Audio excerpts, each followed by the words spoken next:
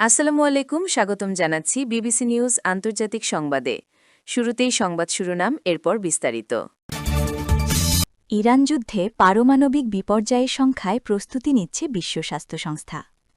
ইরানে আগের চেয়েও কট্টর পারমাণবিক উচ্চাকাঙ্ক্ষী শাসন আসছে, ভয়ে ইসরায়েল।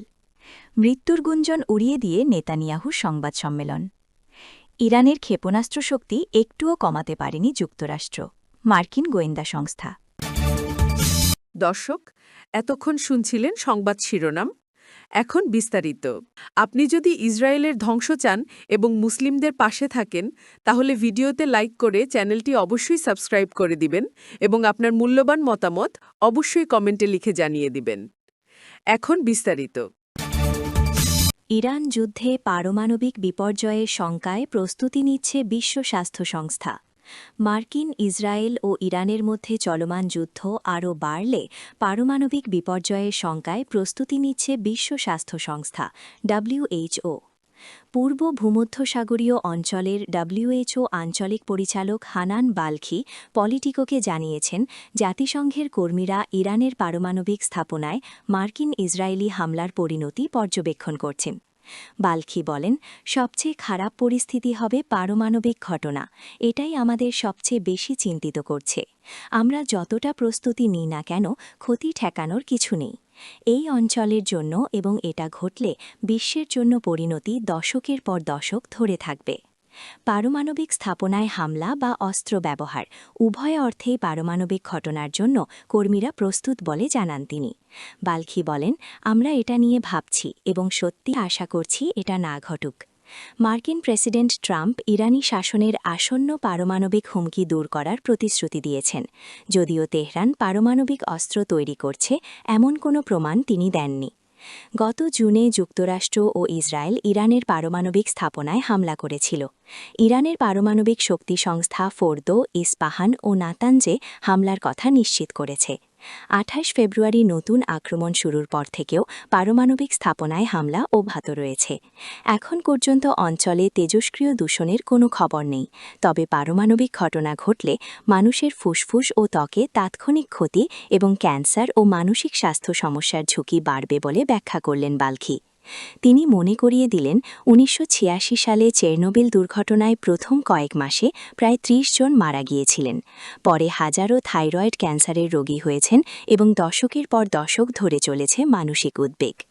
ট্রাম্পের এআই উপদেষ্টা ডেভিড স্যাক্স বলেছেন, ইসরায়েল পারমাণবিক অস্ত্র ব্যবহারের কথা ভাবছে, এই আশঙ্কা তার মধ্যেও আছে। ট্রাম্প এই কথা নাকচ করে বলেছেন, ইসরায়েল তা করবে না। ইরানে আগের চেয়েও কট্টর পারমাণবিক উচ্চাকাঙ্ক্ষী শাসন আসছে, ভয়ে ইসরায়েল।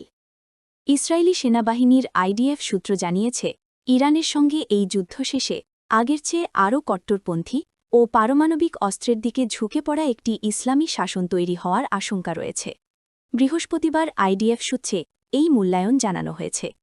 সূত্র পরিষ্কার করে বলেছে, এটি সম্ভাব্য ফলাফলের পূর্বাভাস নয়, বরং যুদ্ধের এই সংবেদনশীল পর্যায়ে বিভিন্ন সম্ভাব্য পরিণতির সৎ মূল্যায়ন। 10,000-এরও বেশি ইসরায়েলি হামলা ও 8,000-এরও বেশি মার্কিন হামলা ইরানের শাসন ব্যবস্থা উৎখাত করার জন্য পর্যাপ্ত কিনা তা নিয়ে নিশ্চিত নয় IDF-এর কেউই।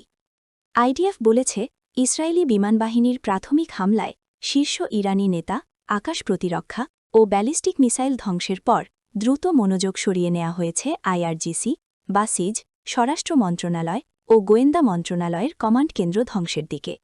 এগুলো বিরোধী দমনের মূল হাতিয়ার। গত সপ্তাহে ছোট ছোট চেকপয়েন্টেও হামলার ভিডিও প্রকাশিত হয়েছে। তবে ইসরায়েলের একটি বড় উদ্বেগ রয়ে গেছে। ইস্পাহান ও পিকাক্স মাউন্টেনে 60% সমৃদ্ধ ইউরেনিয়াম এখনও অক্ষত। মার্কিন সর্বাধুনিক বাংকার ব্লাস্টারও হয়তো এটি ভেদ করতে পারবে না। যুদ্ধ শেষের আগে এই পারমাণবিক হুমকি মোকাবেলা করা হবে কিনা IDF তা নিশ্চিত করেনি। মোজতাবা খামেনিকে তার বাবার চেয়েও বেশি কট্টর এবং পশ্চিম ও ইসরায়েল বিরোধী হিসেবে দেখা হচ্ছে। এদিকে সর্বোচ্চ জাতীয় নিরাপত্তা পরিষদের প্রধান আলী লারিজানির মৃত্যুর পর এই পদে আসার আলোচনায় আছেন সাঈদ জালিলি। মোজতাবার মতো তিনিও পূর্বসূরির চেয়ে দেশি কট্টর বলেই দেখা হচ্ছে পশ্চিমে। ফলে পারমাণবিক অস্ত্রসহ যে কোনো অস্ত্র ব্যবহারে ইরান বেশি উদ্যত বলে মনে করা হচ্ছে এখন। এই দুটি বিষয় মিলিয়ে একটি দুঃস্বপ্নের পরিস্থিতি তৈরি হতে পারে বলে শঙ্কা বিরাজ করছে ইসরায়েলে। মৃত্যুর গুঞ্জন উড়িয়ে দিয়ে নেতানিয়াহুর সংবাদ সম্মেলন। বৃহস্পতিবার জেরুজালেমে বিদেশি সংবাদ সম্মেলনের সঙ্গে বিরল এক সামনাসামনি সংবাদ সম্মেলনে হাজির হলেন ইসরায়েলের প্রধানমন্ত্রী বেঞ্জামিন নেতানিয়াহু। শুরুতেই তিনি বললেন, আমি বেঁচে আছি, আর তোমরা সবাই সাক্ষী। ৮ মার্চ ইরানের ক্ষেপণাস্ত্র হামলায় নেতানিয়াহু নিহত হয়েছেন, এই গুজব অনলাইনে ভাইরাল হয়েছিল। গুজব আরও ছড়িয়েছিল কারণ রোববারের এক সংবাদ সম্মেলনে তিনি ভিডিও কলে যোগ দেন এবং অবস্থান প্রকাশ করেননি। এরপর তিনি এক্সে ভিডিও পোস্ট করলে নতুন বিতর্ক জন্ম নেয়। কম মানের ভিডিওতে হাতে ৬টি আঙুল আছে বলে দাবি করে অনেকে বলেন ভিডিওটি এআই নির্মিত। মৃত্যুর গুজব থামাতে পরে জেরুজালেমের উপকণ্ঠে একটি ক্যাফেতে কফি খাবার ভিডিও দেন নেতানিয়াহু। কিন্তু সেই ভিডিও নিয়েও নতুন আলোচনা শুরু হয়। ক্যামেরায় ধরা পড়া কফি বারিস্তার উষ্ণ হাসি ভাইরাল হয়ে যায়। মার্কিন সিনেটর ক্রিস ভ্যান হোলেন গত বুধবার একটি সাক্ষাৎকারে প্রশ্নের মুখে স্পষ্টভাবে বলেছেন, না, নেতানিয়াহু মারা যাননি। তবে বৃহস্পতিবারের এই সংবাদ সম্মেলন শুধু বেঁচে থাকার প্রমাণ দেওয়ার জন্য ছিল না। মার্কিন মেক আমেরিকা গ্রেট অ্যাগেন আন্দোলনের কিছু অংশের সমালোচনার জবাব দেওয়াটাও ছিল উদ্দেশ্য। সেখান থেকে অভিযোগ উঠছে, ইসরায়েল যুক্তরাষ্ট্রকে ইরানের সঙ্গে অন্তহীন যুদ্ধে টেনে এনেছে। মার্কিন জনমতও এই যৌথ সামরিক অভিযানের বিরুদ্ধে ঘুরছে।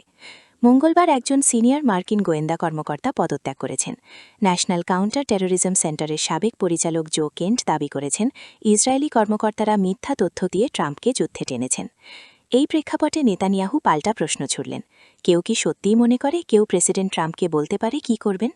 আসুন, প্রেসিডেন্ট ট্রাম্প সবসময় নিজের সিদ্ধান্ত নেন, যা আমেরিকার জন্য ভালো এবং ভবিষ্যৎ প্রজন্মের জন্য ভালো বলে মনে করেন। ইরানের ক্ষেপণাস্ত্র শক্তি একটুও কমাতে পারেনি যুক্তরাষ্ট্র, মার্কিন গোয়েন্দা সংস্থা। মার্কিন প্রেসিডেন্ট ডোনাল্ড ট্রাম্প প্রশাসনের যুদ্ধে যাওয়ার অন্যতম প্রধান অজুহাতের সরাসরি বিরোধিতা করেছেন দেশটির ২ শীর্ষ গোয়েন্দা কর্মকর্তা। বুধবার ১৮ মার্চ তারা গোয়েন্দা সম্প্রদায়ের এই সিদ্ধান্তে পুনরায় অটল ছিলেন যে যুক্তরাষ্ট্রে আঘাত হানতে সক্ষম ক্ষেপণাস্ত্র তৈরি করতে ইরানের আরও অনেক বছর সময় লাগত। সিনেট ইন্টেলিজেন্স কমিটির সামনে সাক্ষ্য দেওয়ার সময় ন্যাশনাল ইন্টেলিজেন্সের পরিচালক তুলসি গ্যাবার্ড এবং সিআইএ পরিচালক জন র্যাটক্লিফ এটি নিশ্চিত করেননি যে ইরান ৬ মাসের মধ্যে এ ধরনের দূরপাল্লার ক্ষেপণাস্ত্র উৎক্ষেপণে সক্ষম হবে কিনা। গ্যাবার্ড বলেন, তেহরান যদি চেষ্টা করে তবে ২০৩৫ সালের আগে তাদের বিদ্যমান মহাকাশ কর্মসূচির প্রযুক্তি এবং ক্ষেপণাস্ত্র উন্নয়ন সক্ষমতাকে কাজে লাগিয়ে আন্তঃমহাদেশীয় ব্যালিস্টিক ক্ষেপণাস্ত্র আইসিবিএম তৈরি শুরু করতে পারে। তবে জর্জিয়ার ডেমোক্র্যাট সিনেটর জন অসফ যখন ইরানের হুমকির বিষয়ে সুনির্দিষ্ট মূল্যায়ন জানতে চান, তখন গ্যাবার্ড তা দিতে অস্বীকার করেন। গ্যাবার্ড বলেন, কোনটি আসন্ন হুমকি আর কোনটি নয় তা নির্ধারণ করা গোয়েন্দা সম্প্রদায়ের দায়িত্ব নয়। তিনি আরও যোগ করেন যে এ ধরনের মূল্যায়ন সম্পূর্ণভাবে প্রেসিডেন্টের এখতিয়ার। গ্যাবার্ড গত বছর ট্রাম্প প্রশাসনের ডিফেন্স ইন্টেলিজেন্স এজেন্সির দেওয়া এই সিদ্ধান্তের সঙ্গে একমত পোষণ করেন যে যুক্তরাষ্ট্রে পৌঁছাতে সক্ষম অস্ত্র তৈরির প্রযুক্তিগত বাধাগুলো অতিক্রম করতে ইরানের আরও ১ দশক সময় লাগত। একইভাবে জন র্যাটক্লিফও ইরানের সক্ষমতা নিয়ে কোনো নির্দিষ্ট সময়সীমা উল্লেখ করেননি। পরিবর্তে তিনি ইউরোপ এবং ওই অঞ্চলে মার্কিন ঘাঁটি ও স্বার্থের জন্য ইরানের হুমকির ওপর গুরুত্ব আরোপ করেন। গ্যাবার্ড উল্লেখ করেন, রাশিয়া, চীন, উত্তর কোরিয়া ও পাকিস্তানের কাছে এমন ক্ষেপণাস্ত্র ব্যবস্থা রয়েছে যা যুক্তরাষ্ট্রের মূল ভূখণ্ডে আঘাত হানতে পারে, কিন্তু ইরানের ক্ষেত্রে এমন উন্নত সক্ষমতার কথা উল্লেখ করা হয়নি।